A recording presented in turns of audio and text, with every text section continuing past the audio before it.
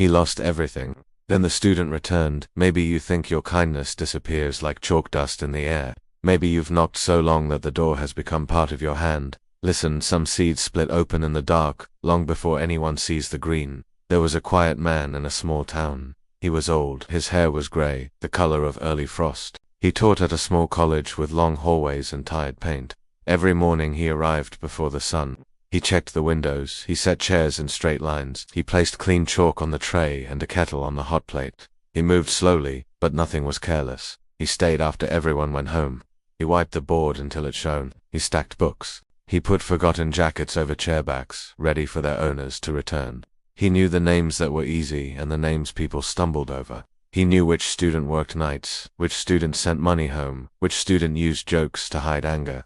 He did not pry, he noticed he made space. No one thanked him, not because they hated him, but because life rushed past. Deadlines, buses, sleep. The silence thickened. It followed him down the corridor like a second coat. 1 month the rent came due, and his pocket was thin. He lost his house. He carried his clothes in a canvas bag and spoke gently to the landlord, as if a loud voice would make the loss bigger. That night he unrolled a blanket on the floor of an empty classroom. The boards were hard. The air smelled like varnish and old paper.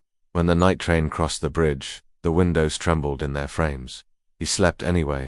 At dawn he rose, buttoned his worn shirt, and poured hot water as if it were tea. Then his salary stopped. 2 months, no pay. The faculty cupboard was bare, a chipped bowl, a lonely spoon. He warmed water and pretended it had flavor. His stomach spoke during lectures. He kept teaching. Some students laughed at him, some slept, some dropped out. He didn't chase the ones who left. He steadied the room for the ones who stayed. There was one boy the staff had given up on. He was loud when he showed up and absent when he didn't. He slammed doors. He argued for sport. He wore a look learned from streets that grayed every mistake. Useless, other teachers said. A crack in the wall. The old teacher did not shout. One afternoon he found the boy in the hall, breathing fast, words pulling like a trapped animal. The teacher poured tea into a paper cup and held it out. The boy stared, then took it. Another day the teacher noticed the boy's shoe split at the front. He knelt, steady hands stitching the leather closed with thread and patience.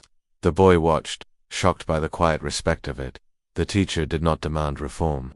He only said, "You can sit here, just listen. No one will make you speak." The boy did not reply, but he returned. He sat at the back, cap low, hands still.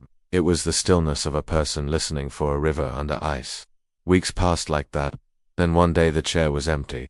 No goodbye. The teacher looked at the door once, then turned to the day's lesson. He had learned that you cannot pull a seed from the soil to check if it is growing. You water, you wait, you trust. Years moved the way light moves across a floor, quiet, steady, unnoticed until it is evening. No raise came, no praise arrived. The teacher coughed now, a dry cough that stayed. Stairs felt higher than before. Keys shook in his hand. Still he came. He held the rail. He opened the door. He said good morning like a promise he intended to keep. One morning, a different sound reached the campus. The soft hush of a car that knew money. Faces turned. Shoes hurried. A man stepped out wearing a well-made suit and the calm of someone who had learned how to decide. People asked who he was. He did not answer. He walked the corridor like a person crossing a bridge he himself had built. He opened the classroom door and stood for a long moment. "Do you remember me?" he asked. The old teacher studied his face, as if the past were a far country and the customs officer needed time. Then he nodded. "You sat at the back," he said. "Near the end you grew quiet." The man smiled, and the smile carried a long road. "I was loud at first," he said, "but you didn't push me away." He took a breath. "I started a company," he said. "It grew. I came back for you." The teacher lowered his eyes to his thin hands. "I am not useful now." "You are," the man said. "I built a new school. A big one. I want you to lead it." The teacher hesitated.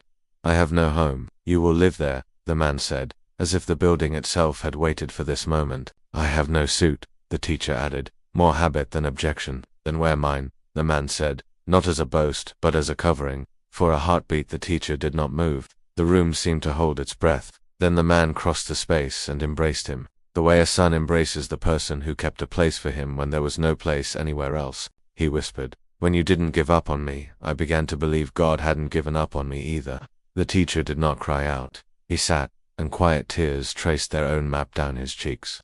He looked up, and without sound his heart said, "God." You had a plan for me. This is the lesson, plain and strong. There are seasons when we feel invisible. We show up early and leave late. We do the work. We offer care. No applause, no thank you. We may lose jobs. We may lose homes. We may feel hope drained from the day as surely as heat leaves a room at midnight. We think the plan has failed because the surface is cold. But what looks empty to us is often hidden work to God. He sees the small cups of tea, the mended shoes, the long hours in rooms no one praises. He sees the patience that does not make a speech. We do not see the plan, we only feel the pain. Yet the plan moves like a river under ice, silent, slow, unstoppable. The water is going somewhere, so are we. One day, when you are not knocking, the door will open. One day, when you are not rehearsing, an answer will speak your name. Then you will know nothing was wasted. Not the hunger, not the waiting, not the quiet help that passed without notice. Even your tears were counted. Even your pain had a purpose. The old teacher learned this when the noisy boy returned as a man and offered him a home, a suit, and a school, not as a prize for perfection, but as fruit from patient love. So keep being kind, keep doing good, keep returning to the small faithful tasks. Do not measure your worth by the volume of applause. In the quiet, God is still working. He has a plan for you. If this story spoke to you, stay with us for more true-hearted tales. Consider subscribing, and share this with someone who needs a reason to keep going.